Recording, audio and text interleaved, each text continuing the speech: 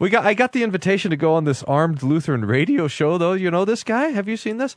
There's two things that I would like to say that make me feel safe. Number one, the fact that there is a radio show called the Armed Lutheran Podcast somewhere in the world. That makes me feel safe. Pistols, prayer, and potluck. This is Armed Lutheran Radio. Hey folks, welcome to another episode of Armed Lutheran Radio, a show about guns, hunting, competitive shooting, the natural right of self-defense, and what God's Word says about the issues surrounding gun rights and gun ownership. I am your host, Lloyd Bailey, the Armed Lutheran, and this is episode number 403. Thank you all so much for making Armed Lutheran Radio part of your week again this week. Thank you to all of you who are tuning in for the first time and checking out the show. Hope you will stick around, come back for more. Hope you will peruse the vast and expanding back catalog, all the good stuff that we have at armedlutheran.us. For those of you who are returning, thank you for continuing in your support of the show. Glad to have you back with us again this week. This week, as I think the NRA annual meetings wrapping up in Dallas this weekend, I wanted to talk a little bit about guns, gun control, and the culture for a little while. But first, I want to thank our fine folks who make this show possible, the members of the Reformation Gun Club. And this week's shout out goes out to Stuart from Pensacola, Florida, Greg from Holly, Michigan, JJ from Toms River, New Jersey, Daniel from Chehalis, Washington, Edwin from Round Lake Beach, Illinois, Dan from Enumclaw, Washington, Frank from Lake City, Michigan, Catherine from Casper, Wyoming, Paul from Sheridan, Wyoming, and Curtis from Junction City, Kansas. Thank you all, and thank you to all of the members of the Reformation Gun Club who make this show possible. Folks, as I say every week, we are listener-funded. We don't have any advertising. We don't have any sponsors. Essentially, the members of the Reformation Gun Club are our sponsors. The members of the club make this show possible through their annual contributions. For just $36 a year, you too could become a member of the club. You get the satisfaction of knowing that you helped make the show possible, but you also get some cool Armed Lutheran swag, invitations to our monthly online hangouts, the next of which is coming in 2 weeks, and access to hundreds of hours of exclusive content, all the stuff that we've created over the years, over the past 9 years, exclusively for our members. And check all of that out at reformationgunclub.com, or you can look for a link in the show notes for this or any of our previous episodes. Hope you will give it a look and see if it's something you'd like to do. I hope it is, and I hope you will come join us and be a part of our next online hangout coming in episode 405. All right, before we get to today's topic, I do have an announcement I want to make. The third book in the 10 Commands series is in the works. It's planned. I'm planning to release it probably right after Christmas. January 2025 is the goal. It's called The Best Construction. For those of you who are Lutherans, you know where that title comes from. For those of you who don't, I will explain it. It is from Martin Luther's explanation of the Eighth Commandment. You shall not give false testimony against your neighbor. And that explanation is that we should fear and love God, that we may not deceitfully belie, betray, slander, or defame our neighbor, but defend him, think well of him, and put the best construction on everything. In other words, not only are we not to lie or gossip about our neighbors, but we should defend their honor and their reputation by putting the best spin, the best construction on everything you hear, to explain things in the kindest way instead of automatically assuming the worst about our neighbors. So in this new book, and for those of you who don't know about this series, the 10 Commands series, it is a fun fantasy adventure series for readers 12 and up, and it features a lovable band of characters that are based very loosely on your favorite Armed Lutherans, and they're written with biblical doctrine in mind. So they're teaching important lessons about faith and about marriage and about prayer and about authority and the roles of men and women. There's the first book is called The Fifth Command, so there's a lot of talk about defending neighbors and self-defense and this sort of thing. The second book was called Forsaking All Others, which is focusing on men and women and marriage. And the third, coming up, The Best Construction, is it's a murder mystery, believe it or not. In this particular book, one of the main characters, Lewis, is accused of something awful, a murder specifically, and his friends, Father Geordie and Michelle the elf and Daz the dwarf, go about trying to clear his name before it's too late. The book is largely written at this point, but I'm going through my initial round of revisions. It is available now for pre-order on the website, so if you go to armedlutheran.us/books, you can find it there. If you pre-order a copy, I will send you if you pre-order it now, I will send you a signed copy when the book comes out, and everybody who pre-orders, your name will appear in the acknowledgments section of the book. In addition, if you are one of the first 20 to pre-order, I'm going to name a character after you. So it's actually the next 18 because I've already got 2 people who have taken characters, but there may be more. I'm not finished writing the book and I keep making small revisions, but the first at least 20 of you will get a character named after you in the book, in addition to your name appearing in the acknowledgments section. You can pre-order the entire series, all 3 books, and I will ship signed copies of the first 2 now, and then the third one when it comes out at no additional charge. So check that out. That's at armedlutheran.us/books. It's called The Best Construction, and it's a fun story. This I came up with it not long after the second one was published this past March, and looking forward to how this one plays out, and I think you will enjoy it as well. And there are also downloadable reading guides available for the first 2 books for parents, for pastors, for group leaders, if you want to read along with your young readers, with lots of readings from the Bible, from the catechism, and that sort of thing. So lots of great lessons in addition to a fun and engaging story. So check that out. Again, armedlutheran.us/books. Okay, so let's get to what is on my mind for this week. To be honest, I struggled to come up with a topic this week. I had a couple of ideas, scrapped them because I just couldn't flesh them out. Really busy week at work, so I didn't pay a lot of attention to news. I know there were some things that came out of the Supreme Court, and I know the NRA convention is going on this weekend, but I haven't really had a chance to pay really close attention to those things. But then I saw something on social media that sent me thinking in a completely different direction.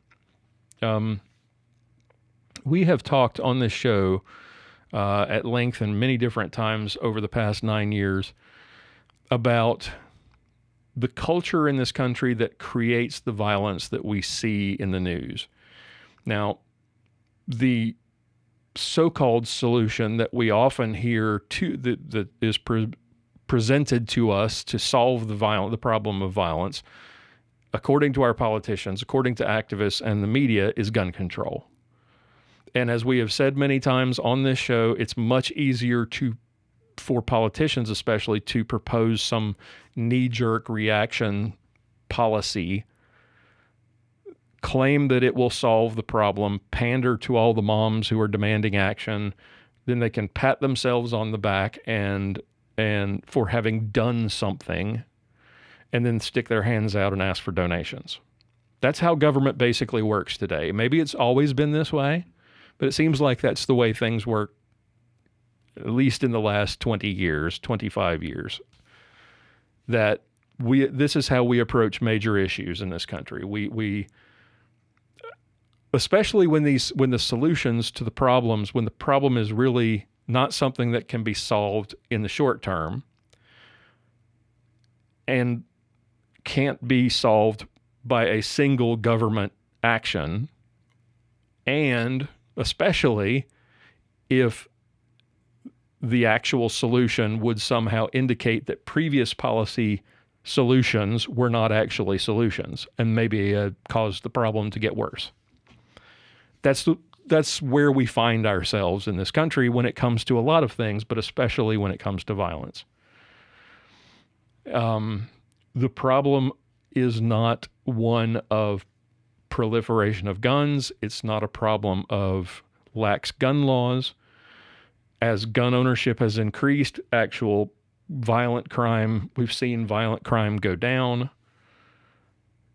It's not white supremacy. It's not militias, right-wing militias, or hicks or hillbillies or deplorables, as Hillary Clinton once called them, or those people, as Nancy Pelosi recently said in a debate, echoing Barack Obama from, I think, 1998, that people are clinging to God and guns, and that's the problem. The real problem, and the reason that it's so hard to solve, is the dissolution of the family, the lack of positive male role models in the home, the replacement of fathers with government programs, and the glorification of self, the sanctity of abortion, which is being used largely as a means of birth control, and all of the forms of hedonism that follow. These are problems that have been decades in the making. They're not something that just happened overnight.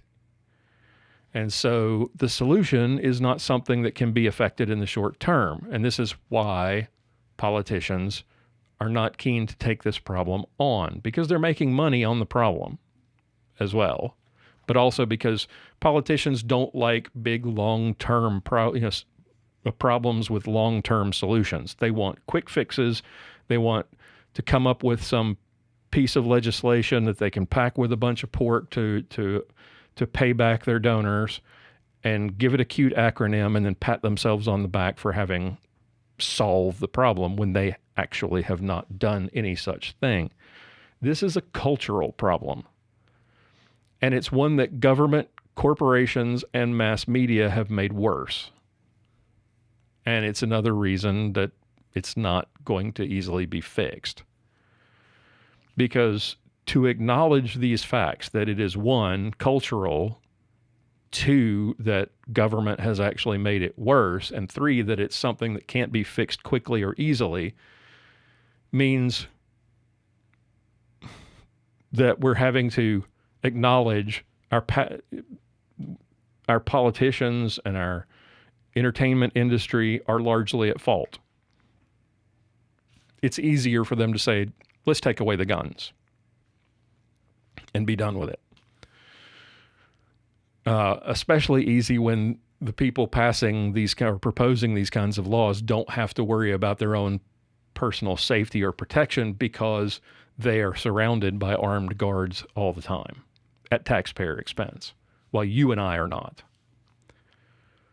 So in an episode many, many moons back now, I think we tried to answer this question, like, how do we change the culture? How do we affect a change that would actually work, that would actually reduce violence in this country and make people safer? If it's not gun control, what is it? And in some ways, it's shockingly simple. It's a justice system that treats criminals like criminals and keeps them behind bars instead of giving them multiple chances to go out and hurt people. It's getting rid of this idiocy of restorative justice and getting back to the idea of punitive justice. B, it is allowing, nay, encouraging individuals to protect themselves from criminals, Like I don't know whether you saw, maybe it was last week, there was a sheriff in Florida who was basically encouraging homeowners to shoot home invaders because it saves the taxpayer, it saves the county and the taxpayers money to just shoot them instead of having to try them, put them on trial, all the court expenses, then send them to prison and all of that. Just shoot them. So encourage individuals to take a positive role in their own protection. And then third, and this is the hardest part of it, those are just short-term solutions to the current symptoms, right? That's not putting criminals behind bars and allowing individuals to protect themselves don't solve the core problem. They prevent the problem from harming innocent people, but they don't get rid of the problem at the core, and that is the cultural problem. And what we need there are policies to encourage a culture of life. And that's the hardest part of this problem. And not least of it's the hardest thing to do, primarily because the amount of damage that has already been done over a generation, but also because of the amount of money that's at stake. Politicians and corporations would have to be willing to forego the money that rolls in, propping up the culture that creates the violence that we see. Now, what we saw, or what I saw that made me think of all of this, what I saw was it was a television commercial, believe it or not. Yes, you heard that right, a television commercial. And not just any television commercial, it was a commercial for, of all things, Coca-Cola. Now, Coca-Cola is not known as or has been known in recent years to be pretty big on the bandwagons of causes that the left embraces. But this was a very different kind of Coca-Cola commercial in that it was from Argentina and not the United States. And that is why it is the kind of commercial that Coca-Cola, nay, any other corporation would dare to air in the United States. Now, I'm going to describe it for you. And you can tell me if you think that Coke or anyone else would dare run this commercial in the U.S. We are shown in this commercial a monogamous heterosexual couple. That in itself is controversial, sadly. They also are the same race as well, which is something you rarely see in American commercials today because of representation. Everything has to be diverse. Well, this was a white couple, presumably married. I don't speak Spanish, so I'm not certain on that point, and I didn't look closely enough to see if there were, rings on fingers or any of that. I don't. I'd have to go back and double check, but I'm going to assume that for the sake of making it easier to describe. So the wife comes in at the beginning of the commercial and surprises the husband, who's, I think, sitting on the couch watching TV, and she surprises him with a positive pregnancy test. And there's, excitement and joy, and then we're treated to a montage of the couple as parents. All the things that we as parents recognize. The late nights, the lack of sleep, the lack of intimacy, the dirty diapers, prized possessions covered in goo, or the kid eating out of the dog bowl, all kinds of crazy stuff that kids do that make us nuts as parents. And all throughout, interspersed throughout this montage, we see the wife bringing food to the family and setting a Coca-Cola, a cold bottle of Coke, in front of the husband. And he turns his head back and starts drinking it. And it's like everything's Everything's fine. Everything's better. All the crazy stuff that's been going on around the Coca-Cola lets him know it's all good. And then, toward the end of the commercial, the wife surprises the husband, who just looks absolutely bedraggled and exhausted. He's sitting on the couch again, and she surprises him with yet another positive pregnancy test. And he looks horrified at first. And you watch as his face changes from the shock and horror to joy and excitement and this huge smile, and he rushes to hug and kiss his wife. Now, this is a scene that most parents have experienced. The joy of coming together and building a family, creating this beautiful new life, filled with all this hope and optimism and dreams of the future. Yes, there's difficulties and the finances and the worry and the hard work, all overshadowed by that exhilaration of finding out that you are going to be a parent, whether it's for the second time, the third, the fifth, it doesn't matter. And that's something our culture here in America now hates. Just look at how the world is reacting to a commencement speech given by, I can't remember the guy's name. Is it Butker? Harrison Butker, I think, who is, unless you watched NFL football and unless you're a fan of the Kansas City Chiefs, you would not know that he is a kicker for the Kansas City Chiefs. I would not have known this because I have not watched NFL football for years. But he gave a commencement speech at Benedictine College, which is a Catholic university. And it's a speech where he not only said that women in the audience could go on to lead great careers and find joy and fulfillment in that, but many more will probably find greater joy in their vocation as wife and mother. Now, this is a speech that 10 years ago would not have even, no one would have batted an eye out. No one would have batted an eye at.